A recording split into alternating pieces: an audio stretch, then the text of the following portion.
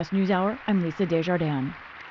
For a deeper dive and a fact check on many of the claims the president made last night, I'm joined now by our White House correspondent, Laura Barone-Lopez. Laura, so let's just start with some of the biggest claims of the night. What stood out to you in terms of the areas that President Trump focused on? So this is not an exhaustive list, but these are some of the key misleading, exaggerated, or false statements that the president made, starting with the fact that he said 21 million undocumented immigrants entered the United States under Biden. It was actually under 11 million, and many were rapidly expelled. He said that 350 billion has been spent on supporting Ukraine. It's actually just over 180 billion. That's according to the Ukraine Oversight Inspector General. And that includes money that's spent inside the U.S. on weapons manufacturing. The president also said that fentanyl coming from Canada is killing thousands. Actually, only 43 pounds of fentanyl was seized in 2024.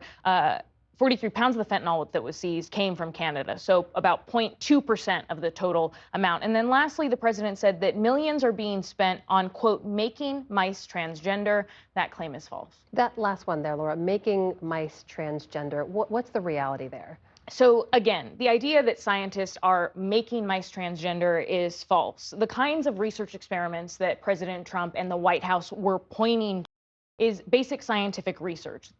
These studies were not studying if gender-affirming care works. That's a legal medical treatment that's endorsed by major U.S. medical associations. These experiments were studying the effects of gender-affirming hormones on asthma and on whether gender-affirming hormones increase breast cancer risk. So if someone is getting gender-affirming care, does it make an HIV vaccine less effective on that person? Many diseases and conditions are impacted by a person's hormones, Amna, and there is no ethical scenario where scientists will just be immediately experimenting on humans. They always start with rats and mice. So ultimately, these experiments on mice that the president was singling out, they help scientists understand the biological effects on humans and on the endocrine system, and they could also impact the wider U.S. population, not just transgender people. Again, Amna, those scientific experiments that were being paid for, funded by NIH,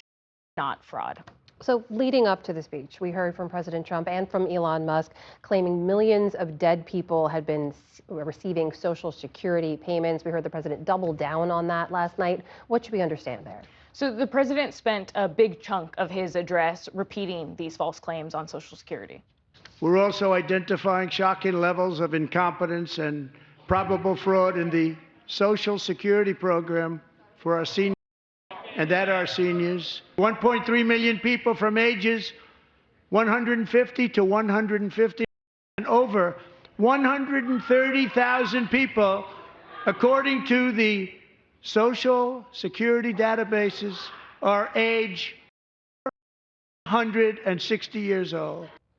Many of those claims have also been spread online by Elon Musk to his more than 200 million followers. But the reality is that 1% of Social Security Administration payments are improper and they're made to living people. And there are Americans in the system who were born in the 1920s. They're still in the Social Security Administration system, but that doesn't mean that they are receiving payments, which is something that the president's own Social Security administrator recently said. And also, Amna, the Social Security Administration automatically stops payments to people who are over the age of 115 years old. So President Trump has also claimed that Elon Musk's team has found what he's called hundreds of billions of dollars of fraud. He listed a number of those programs in his speech last night. Are those canceled government contracts, are they all fraudulent? So the White House and Elon Musk have provided no evidence that those contracts that they have canceled are fraudulent. One example being the amount of money that FEMA sent to shelter migrants in New York City. That money was congressionally approved. It was voted on even by some Republicans. The president has labeled that fraud, and so has Elon Musk. So what they are essentially doing is they are calling on their wall of receipts that Doge has, where they're showing the contracts that they say that they've canceled. They're calling a lot of those fraud, even though they haven't provided the evidence. And some of that wall of receipts has math errors. it has duplicate contracts, it has contracts cut that actually had no savings, and they admit it on that wall of receipts. And so essentially what's happening, Amna, is that the president and his allies are calling many of these contracts fraud simply because they disagree with the programs that are being funded. And it is a president's prerogative to say that they don't want certain money going to specific programs. That doesn't make those programs fraud. White House correspondent Laura Barone Lopez. Laura, thank you. Thank you.